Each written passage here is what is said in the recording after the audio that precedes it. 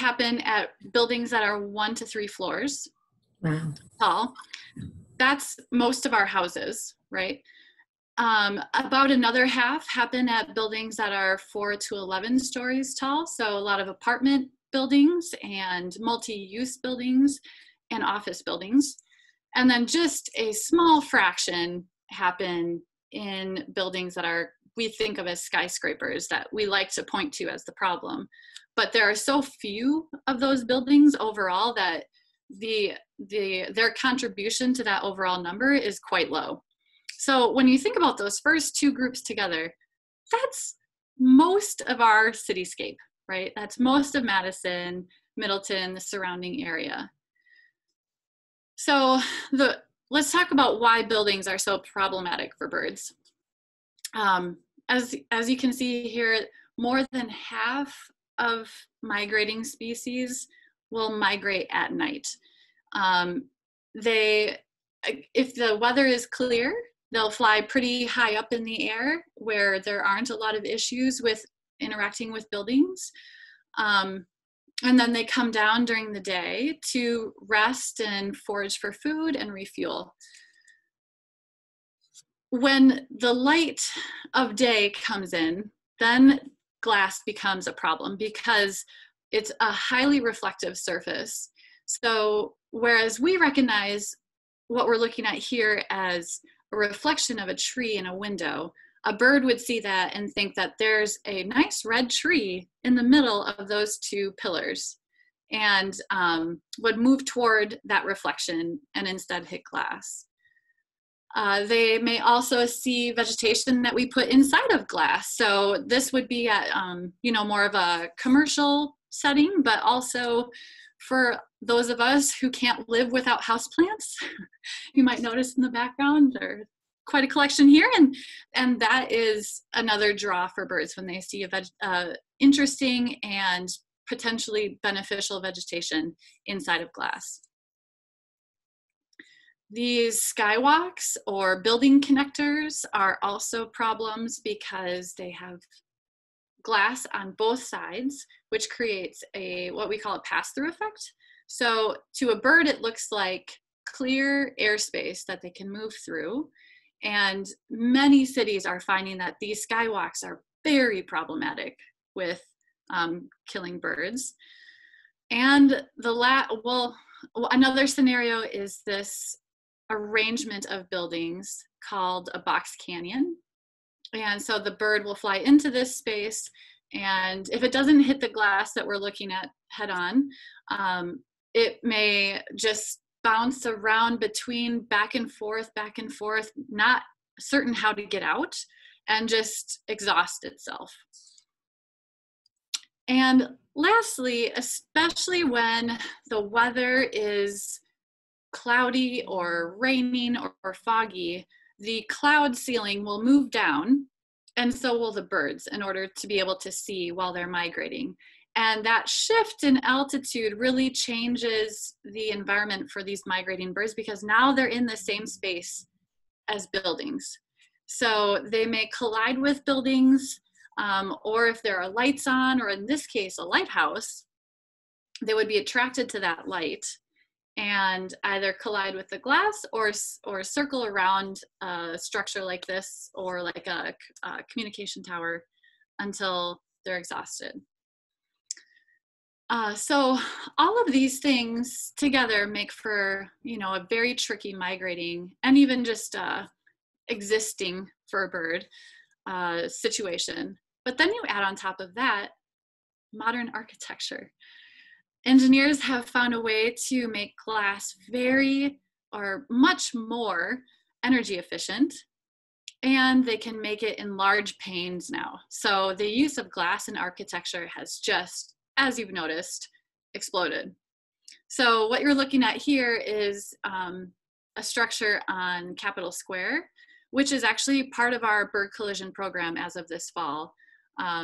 We'll be monitoring this for bird collisions. So, Madison is included in all of these scenarios, Middleton as well, where we use a lot of glass. It's a very, the architecture du jour. So in 2017, when the new recreational facility on campus was being proposed, it's called the NIC. It's now completed, but when it was first being proposed, UW hosted a neighborhood meeting, which is typical for when they put up a new building. They have all of the community members invited, and neighbors can ask questions and raise any concerns. Erin Williams with Facilities Planning and Management, who's a partner on this bird collision program now, was at this meeting, and someone asked, "What are you doing about the birds?" And Erin looked at the architect, and the architects looked at Erin, and it was clear that there wasn't a good answer for this. And Erin put together the panel that you're looking at the flyer for here, bird collisions in architecture, because there was such an obvious need for understanding what the problem is on campus and doing something about it. So this panel here is what the bird collision core was born from. So after this panel, there was so much community interest and involvement and a clear need for research that the bird collision core started its first survey period in spring of 2018. So we recruited about 30 volunteers. The project coordinators identified 11 buildings as being high priority because they either had a lot of glass or they were tall, or both. And these volunteers followed our protocols for monitoring these buildings, and we had almost 7 days a week coverage for these buildings. We did the same thing in fall 2019 and spring and fall 2019. I think I might have said that wrong, but 2018 and 2019, 4 migration periods, 4 data sets. All of these volunteers are looking for evidence that there's a bird that has just collided with a window, or that collided with a window recently. So the bird may be stunned, it may be injured, or it could be dead.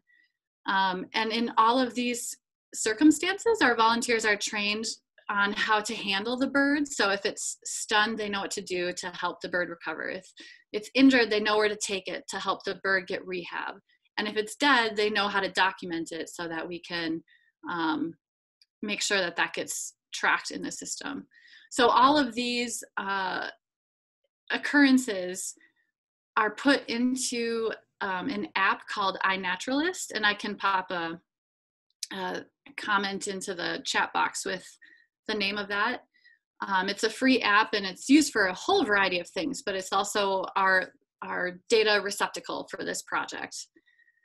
And we found big results, right? So from the 4 survey periods, we found 412 occurrences of window collisions. And this is, keep in mind that this is just about a dozen buildings for about a dozen weeks out of the year by 30 people. So this is just a snapshot of what the actual circumstances, the actual situation is with bird collisions in the Madison area.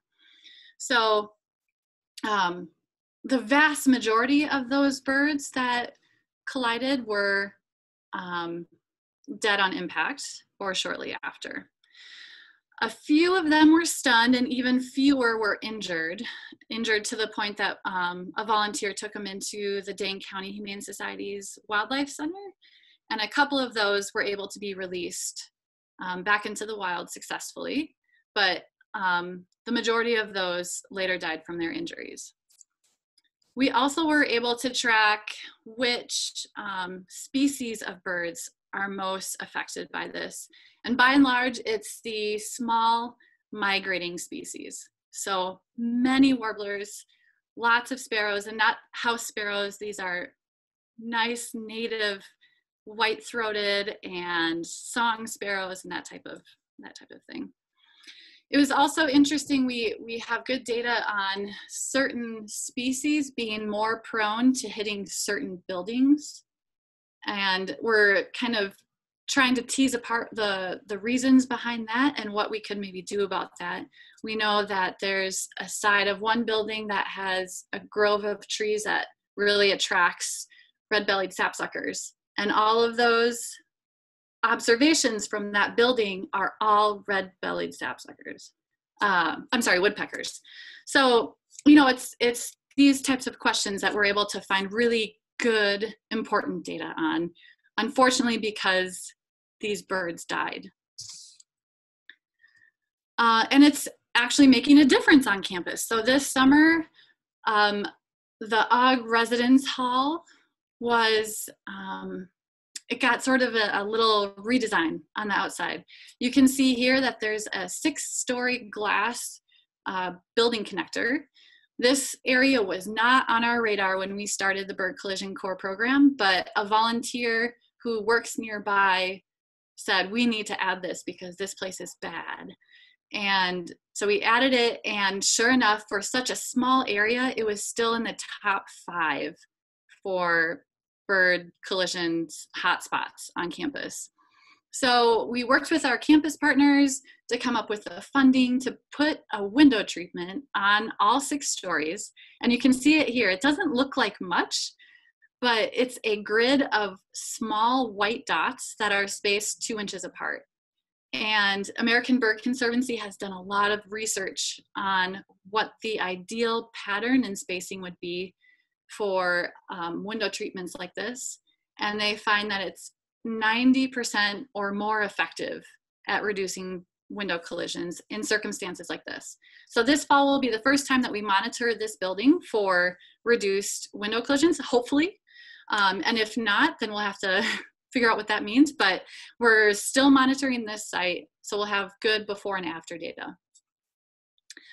There are also a couple of other buildings that have been in the process of design that had to shift gears because of these volunteers' work and the data that they're finding. So, for example, there's a parking structure that's going up right now that has a glass enclosed stairway. And as a result of this work, they changed the glass to be glass that includes frit, or like a pattern in the glass that's etched in so that birds see that it is not transparent. Another building that is right along the lake shore originally had a design to have the entryway be a nice big glass opening, and then on the opposite side, a nice big glass set of windows to overlook that beautiful vista. And they redesigned that so that there would no longer be that pass-through effect.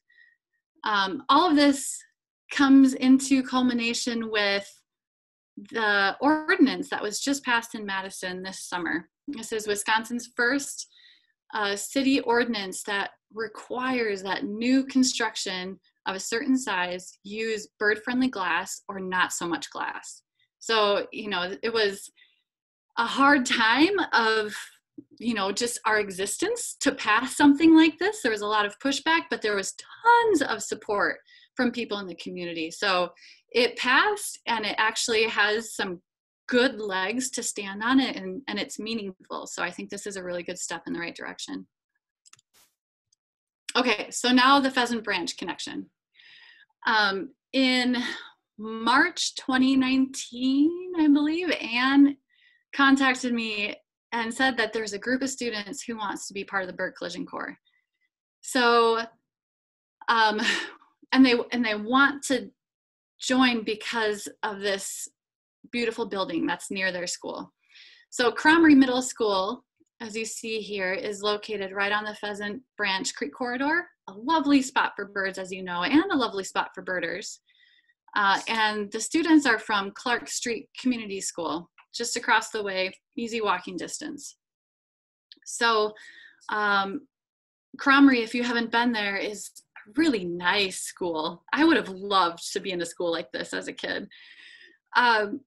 But they also have a lot of glass along the side, the south side, which faces the creek corridor. You can see why, because it's gorgeous and full of life. And you can also imagine why this could be problematic for birds.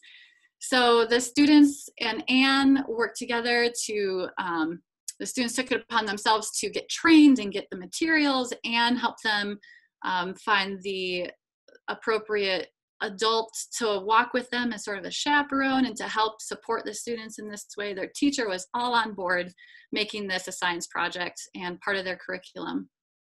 And they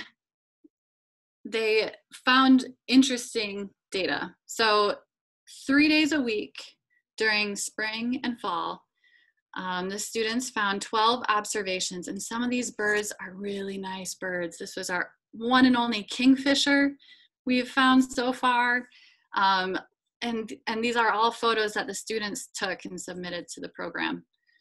Not surprisingly, all of the collisions, every single one, happened at these windows on the south side of the building facing the creek corridor.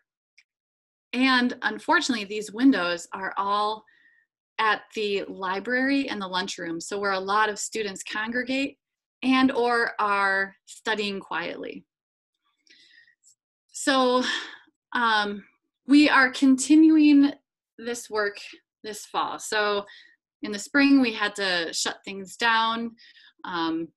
Even though this is a really great independent project, our site hosts were not allowing people onto their campuses, totally reasonable. So we're starting up again this fall, and we've expanded to include the UW campus, as well as 7 buildings owned by urban land interests around Capitol Square, big glass buildings. You'll know them when you see them. And American Family Insurance, whose national headquarters, I didn't know this before, but national headquarters is on the east side of Madison. Both of those entities contacted us because they want to collect data. Urban Land Interest is a Madison-based developer, so their interest is more in line with the city ordinance and to see if this is an issue for buildings around Capitol Square. American Family contacted us because a lot of their employees have complained about birds hitting the windows, and they want to do something about it, but they need the data to back it up. So in addition to these 3 sites, the students amazingly also stepped up and are monitoring Kromrey again this fall. This is, I'm sure you all know high schoolers, but to me this is amazing because it takes so much extra work to go out of their way, out of their house, out of the routine to make this project happen. And so I really want to give a lot of credit to those students. They're awesome. So a lot of people want to know, what can we do about this? Especially because either these collisions are happening at our homes or at the places we go to, you know, offices and our friends' homes and other, I mean, in normal times. So American Bird Conservancy has a great website, as Anne mentioned. I think she put it into the chat box, but they test all these products that come onto the market to see if they're effective at reducing bird collisions, so that when people make a change to their windows, they know it's going to work and they're not wasting their money and getting frustrated and giving up on it. So they have a research tunnel. I don't know the details about it, but they have a research tunnel where they test all these products. And I know, because they say this all the time, that no birds are injured in the process of testing. So one of the products that you see here, simple enough, just strings hanging down in front of the window. You can buy a product like this, you can do it yourself. Pretty simple. Similar to the OG Residence Hall, you can buy dots to put on your own windows. From the outside, they're white, but on the inside, they're much more muted. I think it's a gray. So, you know, from what I have read and heard in reviews, it's sort of like looking out through a window screen. You know, your eyes get used to it. You can see it if you're intentionally looking at it, but your eyes get trained to look past it, and soon you don't even notice that it's there. And as I said, these dots, they don't look like much, but they are very effective. Window screens are awesome at preventing bird collisions because they just cut out the reflective features and they make it very obvious that this is not something that you can fly through or fly to. So many of us have window screens. Somehow a lot of office buildings don't.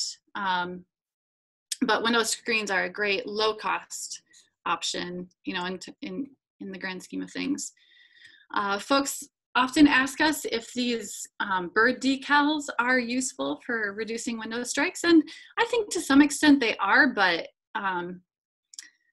you can see there's larger chunks of area that are not covered with a decal, and to a small bird who's really nimble and used to getting into nooks and crannies to get into their nest and fly through the woods, that's no problem. Like, they can get through those birds. So, you know, it probably helps, but it's not the best solution.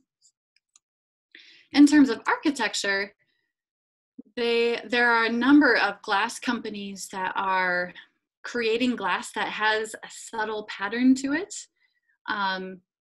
So you can see here, this is a product that has either a frit or something baked into the glass or some coloration change in the glass. There's also a number of places that make UV glass. Not all birds see UV, so it helps about half of bird species to see a UV glass, and the other half it has no effect. And then design features where you're just reducing the amount of reflectivity or the overall amount of glass on a building. This is, sky's the limit for architects. You can design anything that you can dream up, right? And you can dream up a building that doesn't kill birds at no extra cost. So I am excited for Madison. I hope Middleton also will put together some type of ordinance like this. And if you are in a position where you can advocate for that type of thing, I would really encourage you to do so, because the more places that we can put something like this into place, the safer birds will be overall in this area. And the people who are inside of these buildings as well. So it's a really win-win situation. So I'll end there and take some questions if anyone has any. There's one in the chat to start, and I think everyone, you can just unmute yourself and talk. There's only 7 or 8 of us here.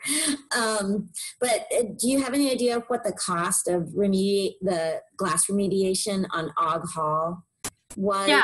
Yeah, so that is not a cheap option, especially for the amount of glass that was in there. I think it was $20,000 to do 6 stories for that amount of glass. So thankfully, UW Housing paid for half, and the other half was paid for by a UW Green Fund grant.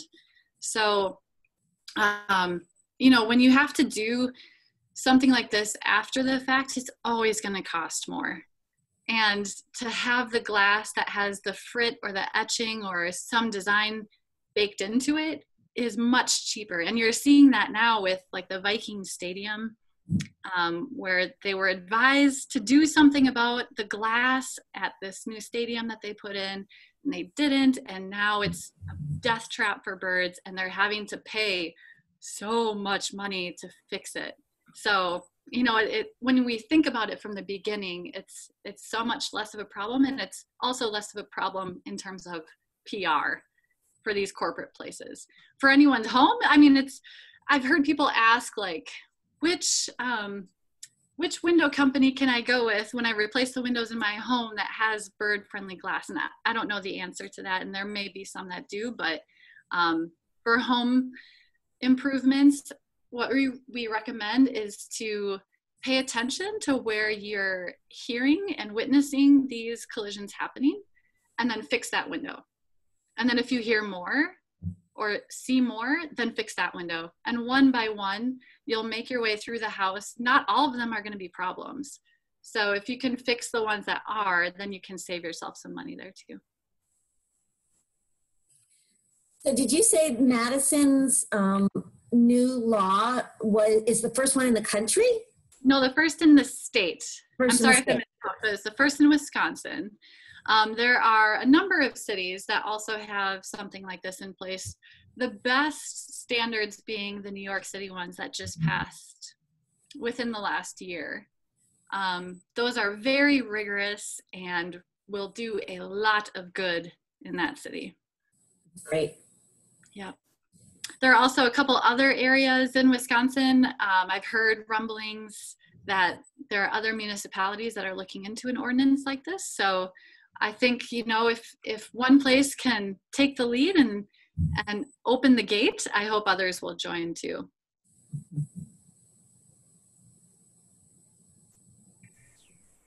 So if we do find an injured or a stunned bird, form in a box, getting it to the wildlife is the best option.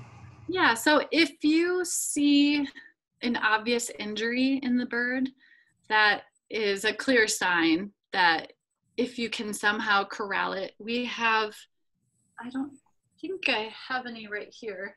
I'm in the office for like the first time in forever. But we have little bags, they're about this wide and this tall that we hand out to our volunteers, but you can use anything that would be of similar size. So a shoebox would work, a small pillowcase could work if you can get the bird into a contained area so that it doesn't have too much room to flap around and hurt itself even more. And then take it to the Dane County Humane Society's Wildlife Center. They have a great system for dropping off injured animals outside of the building, so it's a no contact situation. If the bird is stunned, it's really best to just kind of leave it unless it is in a place that is dangerous for the bird. Sometimes if the bird is out in the open, you have to worry about predators swooping in, but you know, also if it's in the middle of a sidewalk or in the street or something. So in that case, if you can get close enough to get your hands on it, it would be useful to move it into an area where it's a little more safe, near a shrub, for example. You can put it into like a paper grocery bag and roll the top down just ever so slightly so it still has air, but it's a little bit dark and quiet, so that it can regain its sense of composure and be able to fly out from there. If the bird isn't able to fly after 20 minutes, try that process again. If it still can't fly after that point, you should consider it injured and then take it into the rehab center.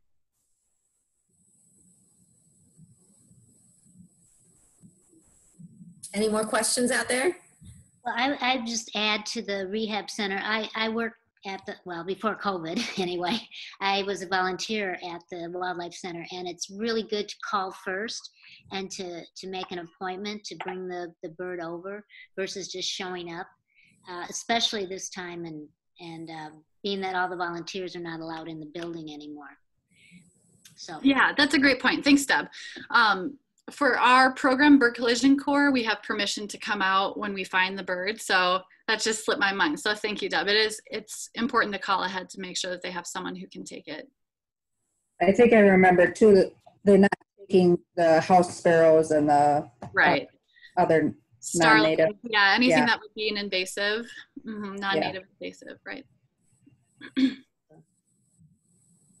Sometimes our volunteers will also find a bat. Pretty uncommon, but once in a while there'll be some other type of observation in there too, which just kind of adds to the story a little. Yeah, and the Wildlife Center bats as well. We get a lot of bats. I bet. Yeah. I remember when we were first talking about this and trying to figure out when the students could monitor at Kromrey, and you mentioned that there's night migrating birds and day migrating birds. And so there was 2 times a day that it was a good time to monitor. Do you have a feeling for after your 2 years of data on campus, if you're getting the vast majority, like, is there more strikes happening during night migration than day migration? Yeah, you know, so I think what we talked about was that there are a lot of birds that migrate at night, and then in the morning when they're foraging in trees and shrubs and kind of moving around, that is when you would find collisions later in the day. Okay. Like later morning. So not so much that there's a huge push of migration during the day, but that they're still out and about and moving around and actively hitting windows at this time.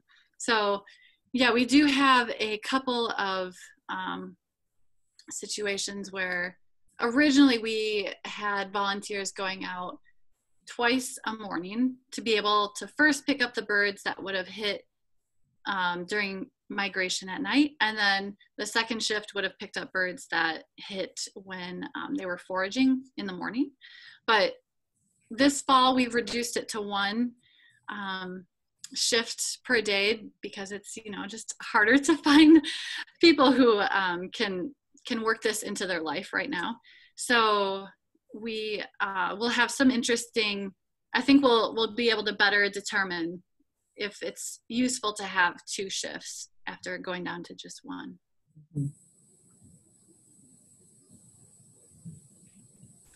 Yeah, you know, a lot of citizen science programs are designed to be super fun.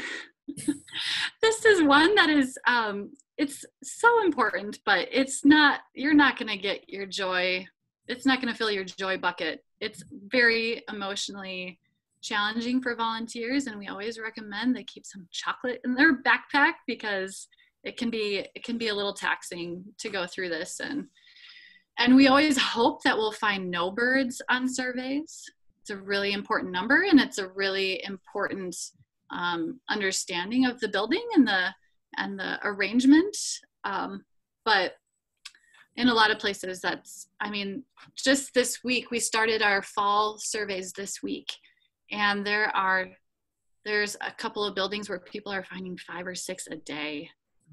So, you know, it's hard. It's hard for people, but the knowledge that this is actually making change and that the site managers want to have this data so that they can do something about it is really empowering.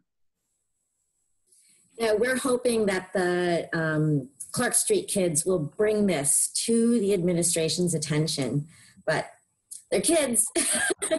And, you know, they might enjoy the data collection and the reporting, but do they want to take the next step? Right. So we're not sure what's going to happen, but we're hoping and we're urging them. Right.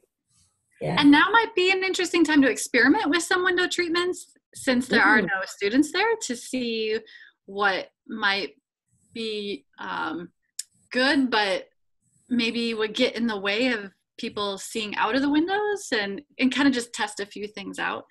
So yeah, it'll be interesting. Well, I think this whole thing has to do with educating people. I don't think they're just aware of it. I mean, they might, as you said earlier, they might see a bird strike, a dead bird outside their window occasionally, whatever, but it doesn't click in the number of houses, the number of buildings over the whole country. I called the school district and asked if the Pope Farm School, which is being built in habitat, I mean, it's surrounded by, you know, prairies that are out there. And I said, what are you doing about windows?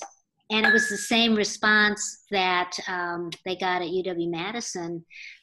What are you talking about? You know, and they had no idea. And they said, well, I'll ask the architect, you know, and the architects were like, bird strikes? You know, which you would think would be common knowledge out there that these are happening, and maybe you should design better. Or do something about the glass or whatever, but it's just not in their realm of thinking when they're designing buildings. So that's why it's so important that Madison has a ordinance now that's going to help with the design features, you know, to make them more bird friendly. So. Yeah, and the PR that came out after the ordinance was really interesting. The most coverage was in trade magazines. Oh, good. So, you know, I thought that the community newsletters and the newspapers and everything would be all over it, and some did, but the most coverage were in the industry. So I think you're right, Deb. I think there's a lot of focus on LEED certification, where you're encouraged to use a lot of glass because it is very good for people's mental health to be able to see the outdoors and everything. But there's not that added layer of like, okay, so if you do use glass, how are you going to prevent that benefit to mental health from being counteracted by witnessing bird collisions? So there's a lot to be done about that. And American Bird Conservancy put out a publication that's designed for architects that gives them guidance on how to build your green roof that is done in a way that doesn't harm birds and or is tempting for birds to come to you and collide with glass. So it's a very good set of resources that American Bird Conservancy has. I can't encourage you enough to check those out. And I mean, I have no stake in the game. They're just really good. So. Well, I must say I listened to the hearings in Madison, virtual, hearings, and the complaint, of course, was that they were so worried. Construction people were so worried it was going to increase the cost of the building that they were against it. And I think when it was 100% of the votes came out in favor of trying to limit these strikes. I think it was because they thought good design would prevent it. That isn't going to cost them an arm and a leg. But after Madison passed their ordinance, a local developer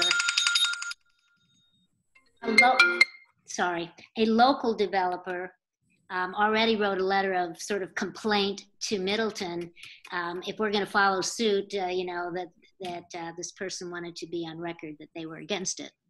So, that's the whole thing, is education again, to getting it across that it's just a better way, not necessarily a more expensive way, or a lot more expensive.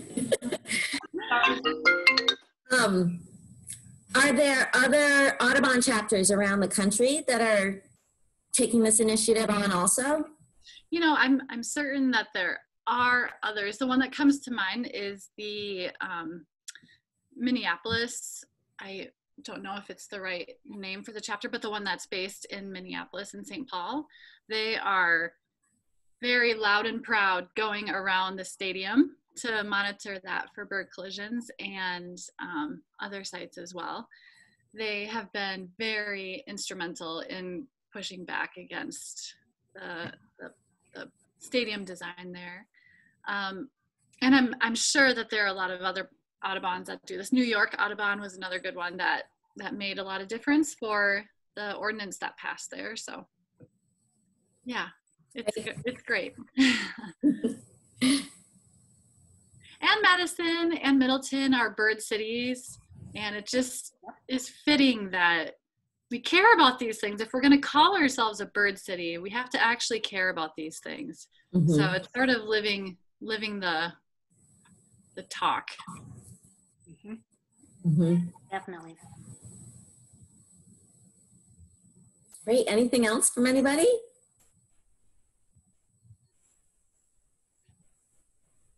I guess not. Well, Brenna, this has been really interesting. Thank you for giving us this presentation. You're welcome. Thanks for having me. I'm glad to talk with you. Yeah. And so I started a YouTube channel for us, and this talk will be archived on that YouTube channel. And so once it's there, I can send you the link, Brenna, if you want to put it somewhere in your website. And I know that some people who couldn't attend tonight asked me if this would be archived somewhere. And so this recording will live there. And I put the address in, but this thing is like, I made it yesterday. So there's nothing in it yet, and I want to make sure I can get something in it. But certainly once I have it operational, I'll email everybody who attended tonight with the link if you have any interest or want to pass it on to somebody else. Great. Thank you, Anne. Thank you. Thanks, Brenna. You bet. We'll talk to you all soon. Yeah. Yes. I hope to Take see care, everybody. Thanks for joining us. Third Thursday in October, 6:30. hear about the green aspect of the district. I'll tell everyone it's 6:30. Everyone can show up and say, what are you doing about the windows? It's Right. a green school district. Exactly. There you go. Yeah. So join us. Join us in 4 weeks. Okay, bye. Bye. Bye.